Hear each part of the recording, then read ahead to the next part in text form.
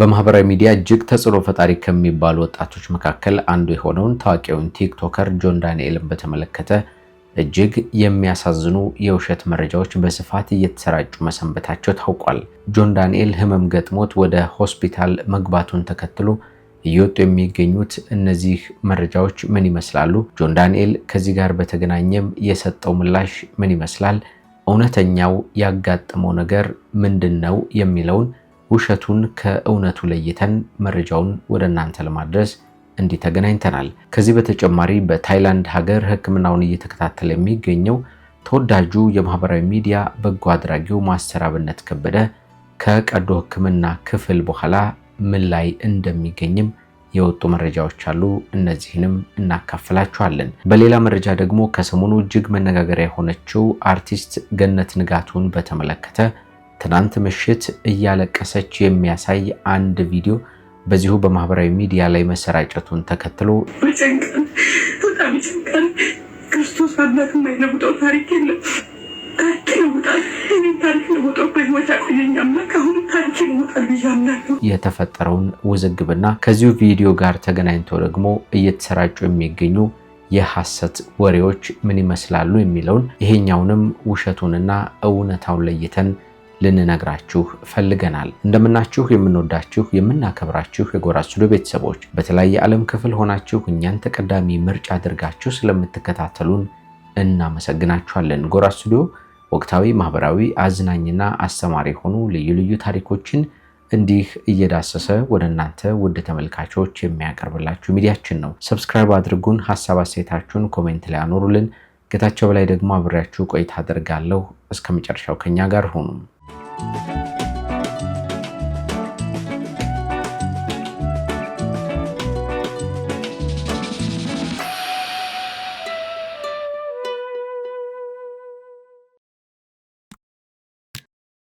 ታዋቂው ቲክቶከር ጆን ዳንኤል ከእስር ከተለቀቀ በኋላ እጅግ በርካታ የበጎ ስራዎችን እየሰራ ይገኛል።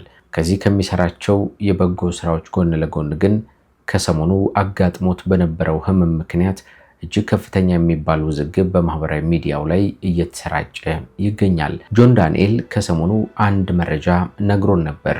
እንዲህ አለም፣ ራሴን በጣም አመመኝና ወደ ሆስፒታል አቀናሁ። ማይግሬን ነው ብዬ እኔም ቀለል አድርጌው ነበር። ሐኪሞቹም ግድ የለህም ይሻልሃል ብለው ትሪትመንታቸውን ሰጥተውኝ ወደ ቤቴ ብመለስም እንደገና ግን ህመሙ ተመላለሰብኝ፣ እንደ አዲስ ታመምኩ ብሎ የነበረበትን ሂደት አጋርቶ ነበር።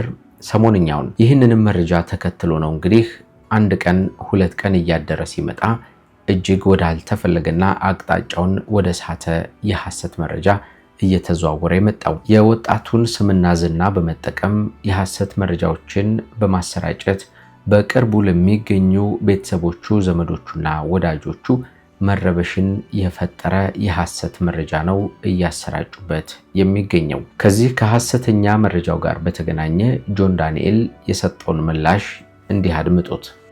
ሰላም ቤተሰቦች እንዴት ናችሁ? እኔ ደህና ነኝ። ጋይስ ሚዲያ ላይ አንዳንድ ነገሮች ተለቀዋልና ብዙ ሰው የደወልልኝ፣ ብዙ ሰው በውስጥ የጻፈልኝ ነው። እኔ በጣም ደህና ነኝ። ፋሚሊ የጭንቅላት እጢ ተብሎ ዩቲዩብ ላይ እና ፌስቡክ ላይ ምናምን ተለቀዋልና እኔ ያመመኝ የጭንቅላት ወባ የሚባል ነው ጋይስ። መርፌ ተወግቼ 3 ቀን አሁን ተሽሎኛል። ይኸው ፏፏ እያልኩኝ ነው። ጸጉሬ ምናምን እየተሰራራው ነው። እወዳችኋለሁ። ለተጨነቃችሁልኝ፣ ለደወላችሁልኝ፣ ቴክስት ላደረጋችሁልኝ በሙሉ አይ ላቭ ዩ ፋሚሊ።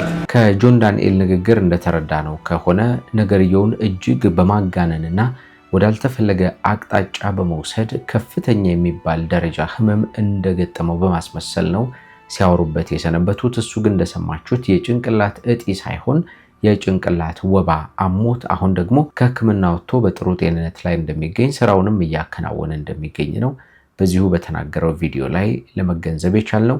እንዲህ አይነት ሐሰተኛ መረጃዎች ለቤተሰብ፣ ለወዳጅ ዘመድ እጅግ ከባድ የሚባሉ ናቸው። ለአድናቂዎችም ጭምር በሐሰት የሚሰራጩ ዜናዎች ሰዎችን የሚረብሹ በመሆናቸው እንዲህ የምታደርጉ ሰዎች እባካችሁ ከዚህ ነገር ጠንቀቅ በሉ ለማለት እንፈልጋለን። ለማንኛውም ቲክቶከሩ ያለበት ሁኔታም ይህንን ይመስላል ማለት ነው።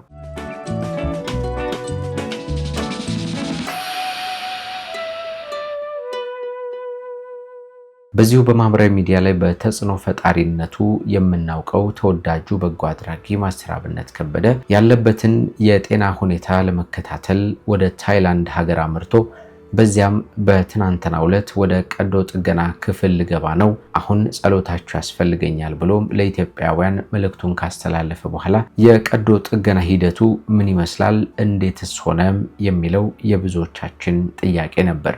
ከዚሁ ጋር ተገናኝቶ ዛሬ መልእክት አስተላልፏል። ባለፉት ቀናት በህመም ምክንያት በሕክምና ላይ የሚገኘው ማስተር አብነት የመጀመሪያ ዙር የቀዶ ጥገና ወይም ሰርጀሪ ሕክምናውን በስኬት ማጠናቀቁ ነው የተናገረው። ስትጸልዩልኝ ለነበራችሁ ሁሉ ከልቤ አመሰግናለሁ በማለት ኢትዮጵያውያን ላሳዩኝ ደግነትና ጸሎት ትልቅ አክብሮት አለኝ ሲል ነው የተናገረው። ምንም እንኳን የመጀመሪያው ዙር በሰላም ቢጠናቀቅም ቀጣይ የሕክምና ሂደቶች እንደሚኖሩና አሁንም የሁላችንም ጸሎትና ድጋፍ የሚያስፈልገው ነው የተናገረው። ወረት ለሌለው ፍቅራችሁ ከልቤ አመሰግናለሁ ብሏል ማስተር አብነት። ጨምሮም እኛም ለማስተር አብነት ሙሉ ጤንነቱን እንዲመልስለት ቀጣዩም የሕክምና ሂደት በሰላም እንዲጠናቀቅ ምኞታችንና ጸሎታችንን እናደርሳለን።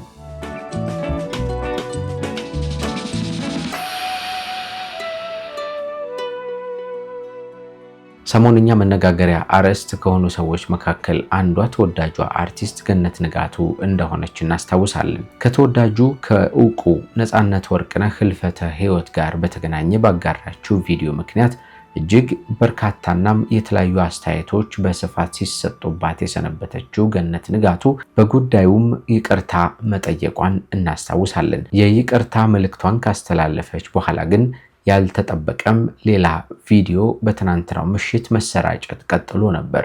ቪዲዮን በተወሰነ መንገድ ስሙት። ሰላም፣ እንዴት ከረማችሁ? ሰላም ናችሁ? እንዴት ናችሁ? ሰሞኑን ጥሩ ሁኔታ ላይ ነበርኩ። በጣም ብዙ ህይወት ፈተናዎች ገጥሞኛል። ይህ ብዬ መግለጽ አልችልም። ምናልባት ሊያሰናብቱ ይሆናል ብዬ አሰብኩና ነፍሴ በጣም ተጨነቀ። በጣም ተጨነቅኩ። እናቴን ያማታል።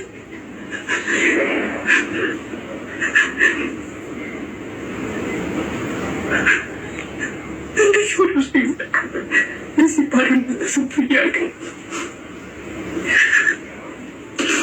በጨንቀን በጣም ይጨንቃል። ክርስቶስ አምላክ የማይለውጠው ታሪክ የለም። ታሪክ ይለውጣል።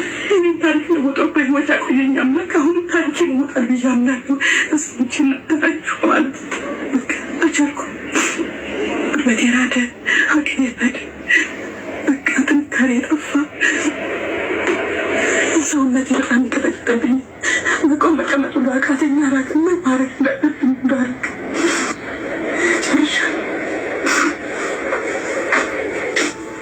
እንግዲህ ከዚህ ቪዲዮ ጋር በተገናኘ እጅግ በርካታ ሰዎች በማህበራዊ ሚዲያ የተለያየ ሀሳብ ሲሰጡ ነበር። ገነት ንጋቱ ይቅርታ እየጠየቀች ነው፣ እያለቀሰች ነው እና ይቅር ልንላት ይገባል። ከነፃነት ወርቅነህ በተገናኘ በደረሰባት ወቀሳ ምክንያት ነው እንዲያለቀሰች የምትገኘው የሚል የተለያየ ሀሳብ እየተሰጠበት ነበር። ነገርየው ግን ከዚያ ጋር የተገናኘ አለመሆኑን ነው በመረጃዎች ለማግኘት የቻልነው። ይህ ቪዲዮ ከ5 ዓመታት በፊት ወላጅ አባቷ በጽኑ ህሙማን ክፍል ወይም በአይሲ ውስጥ እያሉ በዚያ ምክንያት ተጨንቃ ያስተላለፈችው መልእክት እንጂ ከዚህ ከሰሞንኛው መነጋገሪያ ከሆነ ጉዳይ ጋር የሚገናኝ አለመሆኑን ለማወቅ ችለናል። ይህም ብዙ ሰዎችን ያወዛገበ ነገር በመሆኑ ነገርየውን ለማጥራት ስንል ነው እንዲህ ያቀረብንላችሁ የምንገኘው ማለት ነው። ለማንኛውም አርቲስት ገነት ንጋቱ በጽሁፍ የይቅርታ መልእክቷን ካስተላለፈችው ውጪ እንዲህ በቪዲዮ እያለቀሰች አስተላለፈች የተባለው መልእክት የሐሰት መሆኑን እንድታውቁ እንፈልጋለን ማለት ነው። በተለያየ ዓለም ክፍል ሆናችሁ እንግዲህ እኛን ተቀዳሚ ምርጫ አድርጋችሁ ስለምትከታተሉ እናመሰግናለን። ጎራ ስቱዲዮ ወቅታዊ፣ ማህበራዊ፣ አዝናኝና ደግሞ ማስተማሪ የሆኑ ልዩ ልዩ ታሪኮችን እንዲህ እየዳሰሰ ወደ እናንተ ወደ ተመልካቾቻችን የሚያቀርብላችሁ ሚዲያችን ነው። በዛሬው ዝግጅታችንም ጌታቸው በላይ አብሬያችሁ ቆይታ አድርጌያለሁ። 3 ያህል መረጃዎችን በቅደም ተከተል ዳስሼላችኋለሁ። ከቲክቶከሩ ጆን ዳንኤል ጋር በተገናኘ የወጣውን የሐሰት መረጃ አጋልጠናል። በሌላ በኩል ደግሞ ማስተር አብነትን የተመለከተም አዲስ መረጃ አካፍለናችኋል። ገነት ንጋቱንም እንዲሁ በሚመለከት እየተሰራጨ የሚገኘውን ሐሰተኛ ቪዲዮ እንዲሁም እውነተኛውን ነገር ወደ እናንተ ለማቅረብ ሞከርን። እናንተ ደግሞ ከኛ ጋር ስለምትሆኑ በድጋሚ አመስግነን በሚቀጥለው ደግሞ እንደገና እንገናኛለን። እስከዚያ መልካም ጊዜ ለሁላችን።